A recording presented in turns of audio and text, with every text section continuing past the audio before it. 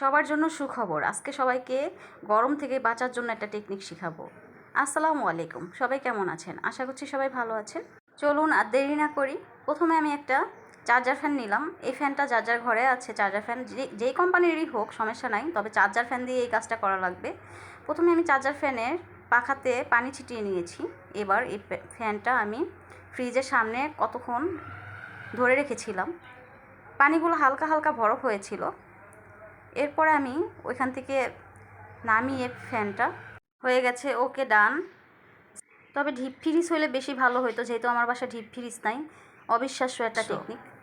এত সুন্দর ঠান্ডা বাতাস আসছে, মানে মনটা প্রাণটা সবই জুড়িয়ে গেছে।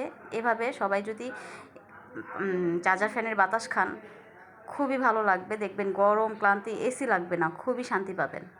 অবশ্যই ট্রাই করবেন, যারা এখনও ট্রাই করেন নাই অবশ্যই বাসায় এইভাবে ট্রাই করবেন। যাদের যাদের বাসায় চার্জার ফ্যান আছে তারাই শুধু এই আনন্দটা উপভোগ করতে পারবেন।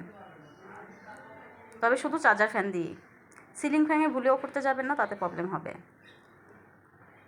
এবার আমি আপনাদের সাথে শেয়ার করব লাঞ্চে কী কী রান্না করেছিলাম সেটাই। সো ডাল ভুনা করেছিলাম আম দিয়ে, কাঁচা আম দিয়ে। ভিডিওটা স্কিপ হয়ে গেছে। তো এরপরে পোয়া মাছ আমি ডাটা দিয়ে রান্না করব।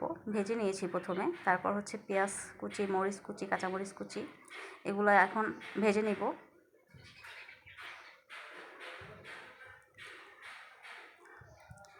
ভাজা হয়ে গেলে দিয়ে দিব মশলা, রসুন জিরে বাটা।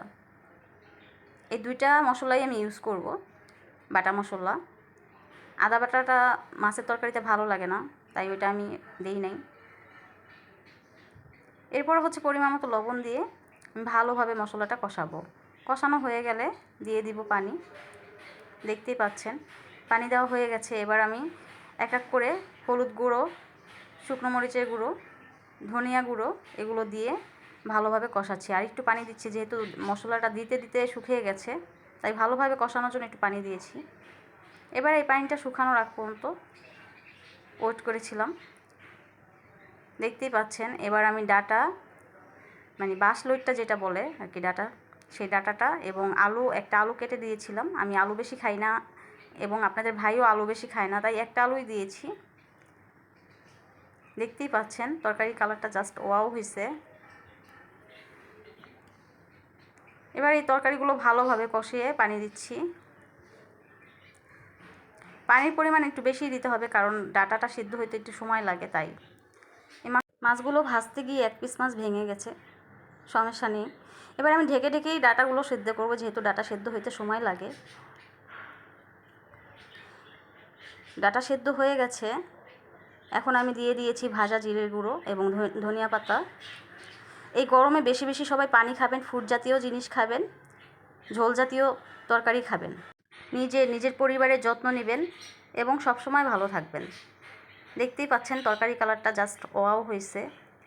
এটা পোয়া মাছ দিয়ে রান্না করেছিলাম ডাটা দিয়ে, খুবই মজা ছিল তরকারিটা, মাশাআল্লাহ, আলহামদুলিল্লাহ। এভাবে গরমের ভিতরে রান্না করে খেলে তৃপ্তি সহকারে খেতে পারবেন এবং মন প্রাণ দুটাই শান্তি হয়ে যাবে। সবাই ভালো থাকবেন। আল্লাহ হাফেজ, আসসালামু আলাইকুম।